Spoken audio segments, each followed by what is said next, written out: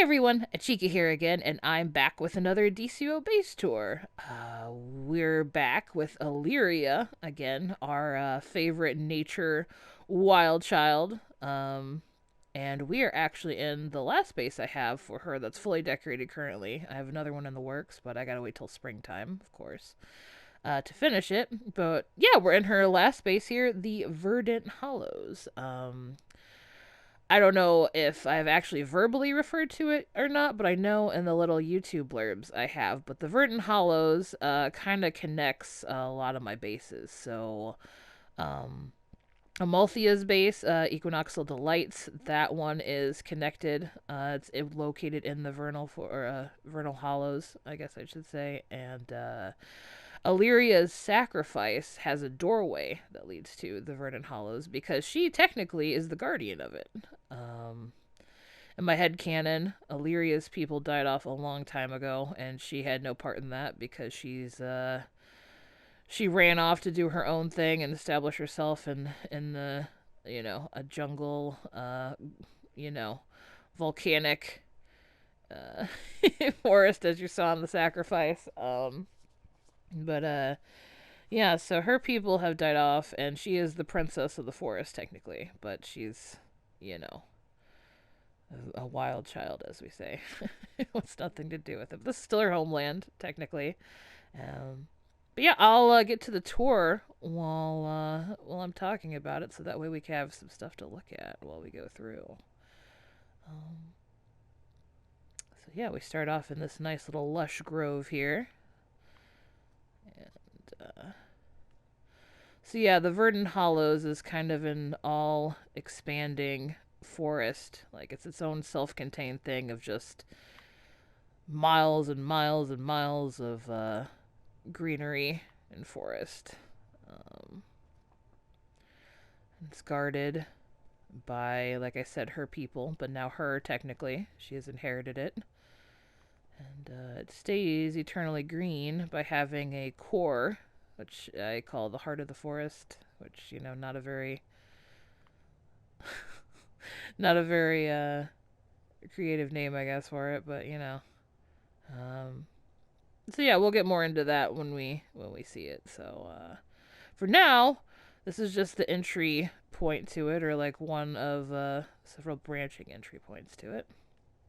And the fun thing about this base is it's really just a nice greenery base, but there are also a bunch of like little Easter eggs that I threw in here. So whenever I tried to make like a key point. So whenever you see one of these little guys, it means that there's something hidden or important to be seen here. Which we come to our first one, which looks just like an overgrown entryway, but if we push away some of the brush, we find a hot spring and an old shrine to one of the old gods there. It's a nice little reflecting point too here. Sit down and chill, taking the scenery. And again, these little Easter eggs too are kind of like I tried my best to have like you could kind of see them if you're walking through. Of course, she is very very tiny, so this hidey hole does not work for her. But for other characters, it would. So, just love how the grass is almost as tall as she is. I love sprightly characters. They're so fun. Okay, so we'll keep going through here. And now we come to the entry to the Forest Kingdom here, which we have the Mother of the Hunt. It's technically not Artemis. This in-game is Athena statue, but we don't have an Artemis statue, so I made do with what I could. I guess I could have used Hippolyta too, but I really like the Artemis or the Athena statue. So yeah, you pay tribute to the goddess to be allowed entry into the forest. We don't have any tributes, but seeing as it's technically our forest, I think she'll give us a pass here. So, all right. So we'll follow our warrior friend who's pointing us in the right direction here to go into one of the main focal points of this base, which is the Cavern, which has this fossil embedded into it. This is one of the first things I decorated in this base. Or one of the things that made me make it, actually, was I really wanted to make a fossil relief. So, like, you know, a fossil sticking out of stone that's not quite unearthed yet. You know, it's still lodged in the rock. And this is the sewer theme. I wanted to do this in the cave theme, but if you saw Celsius's base, you know that the cave theme does not allow for any decorating whatsoever in this hallway.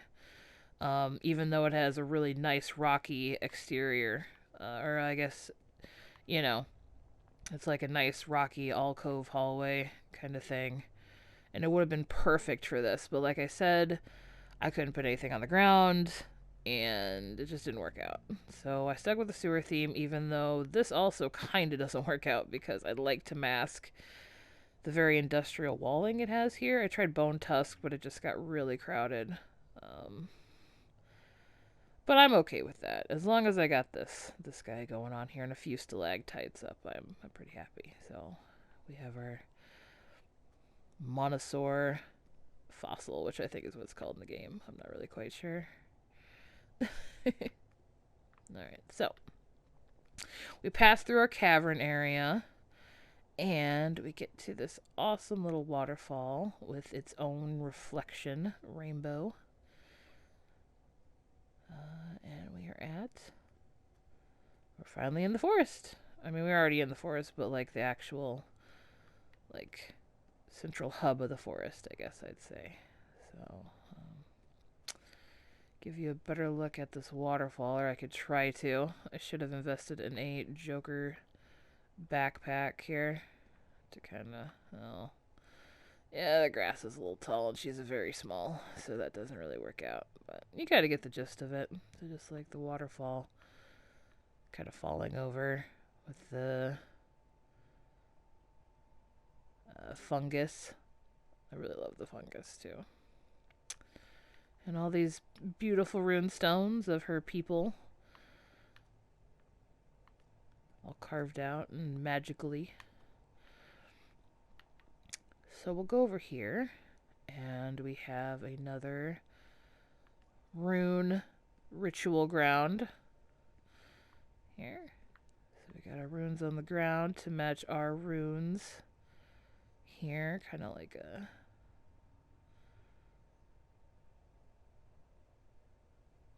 I don't know, just a nice little, you know, meditative area here. And then we can kind of see that the forest has eroded a little bit. And this is kind of what I'm talking about when I talk about the heart of the forest. You can kind of peek through and see the crystal structure that lies beneath. And whenever you see the crystals, the cherry blossoms kind of come through. So that's why this area is a little spliced with cherry blossoms and regular oak trees. And the pink flowers, too, of course. I really love how, like, the rune stones and the mushrooms really pop in these, like, verdant, like, vernal areas, because the canopies really block out a lot of the light. And, yeah, it just looks really nice, though, because they still glow despite that, so pretty cool.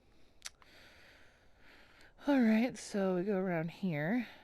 And we have Illyrria's probably favorite part of the base, which is her pet saber-toothed tiger, who's chilling. He's just as antisocial as she is, so she does leave him alone. But it's always nice to know that there's a fierce predator in the forest alongside her. You know. So we have another tiny waterfall here. And a bigger one here that leads into here. keep continuing upward here.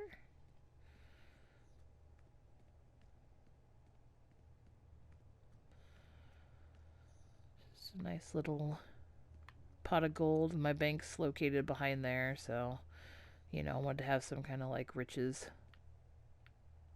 scattered about.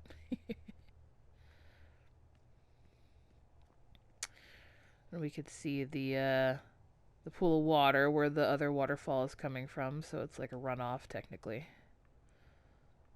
It's pooling over that side there.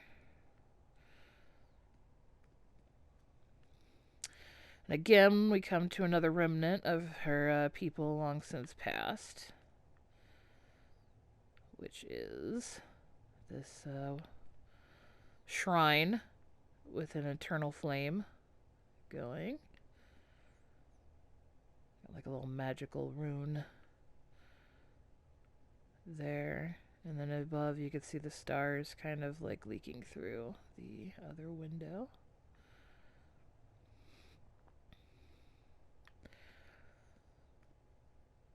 Again, her people are fairly immortal to an extent because of the heart of the forest, but they got wiped out. That's a story for another day. If we could see more little like Easter eggs. Here. I think when springtime comes back, I'm going to try really hard to get some more decorative oaks and make this whole hallway just in case, so it's just like a tube, you know, of branches. I think that'd be really cool. I tried to do it last time, but yeah, most of my efforts went to ivy, which, as you can see in this base, is everywhere. Okay, so we have another one of our stones, so we all know what that means. Another hidden entrance. And we'll just claw our way through the ivy. Alright. Found our secret passage here. Another overgrown statue. And if we come this way, we have a very large waterfall.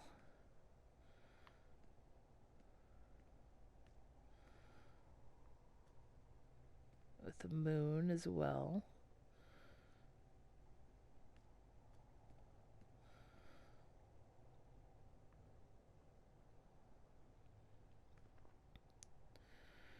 And now we're met with a fork. Oh, hello. You decided you wanted to show back up again. Yes, I did have a wisp hanging out in here, of course, had to. It's, Illyria loathes it, but it absolutely adores her. It's kind of like her familiar here in the forest.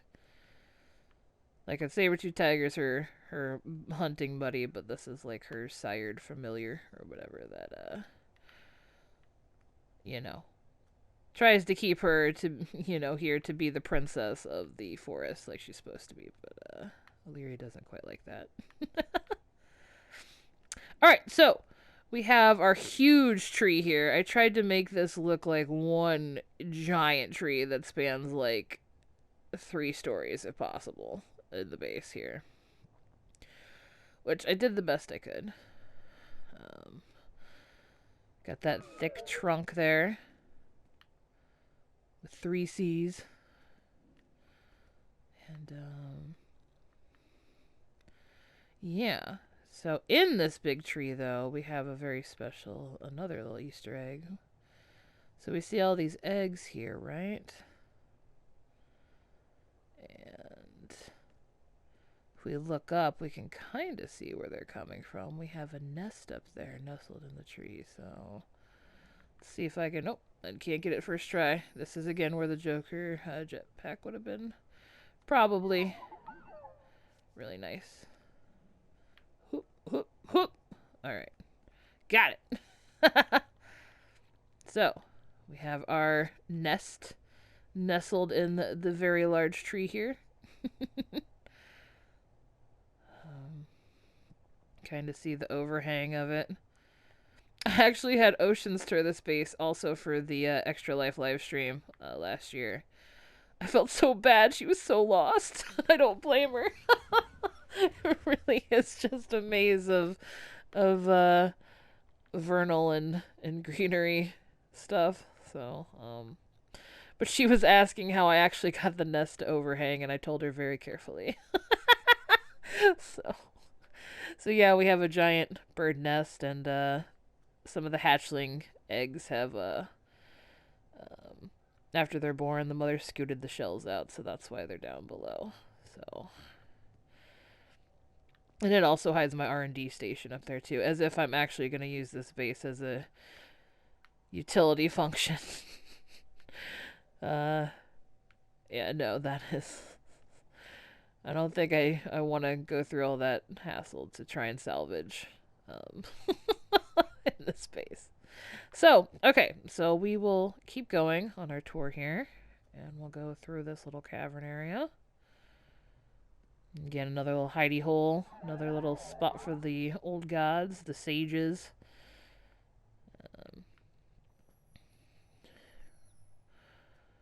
And then, oh, we have our little sneaky guardian of the forest here, protecting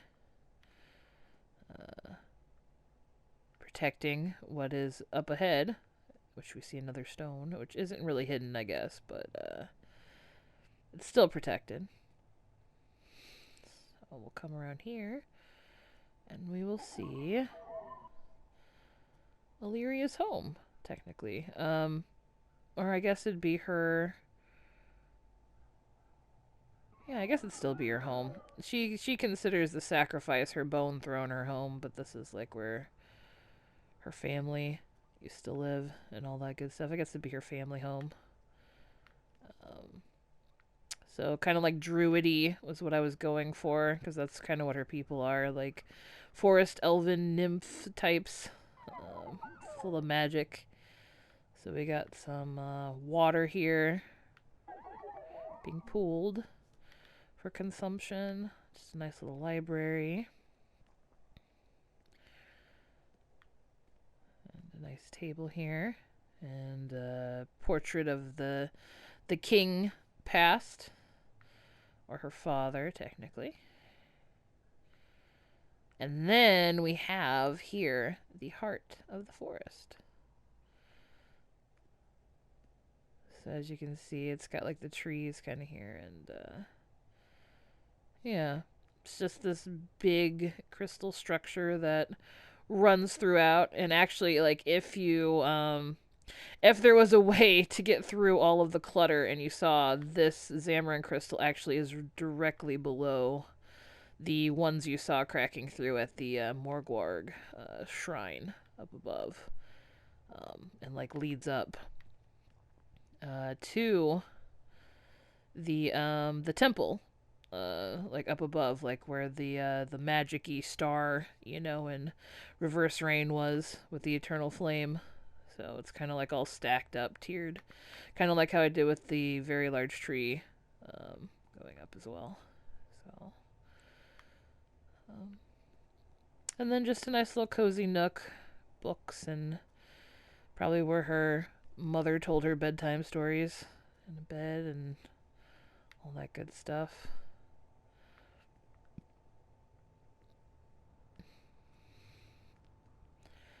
She acts like she hates it here, but I think she actually is just sad that she lost all of her parents and friends and family and stuff. So we'll continue on. And we'll get to the conclusion of our tour in this area here, which is just a nice little hot spring area. We got a statue of Hecate here. The moon peeking through above. Again, just a nice little log for sitting and reflecting. Could sit here and sing the Rainbow Connection, Another reason why I like the sewer theme is all the steam vents kind of made for great hot springs. And then we have the door out, technically, which leads back to the sacrifice.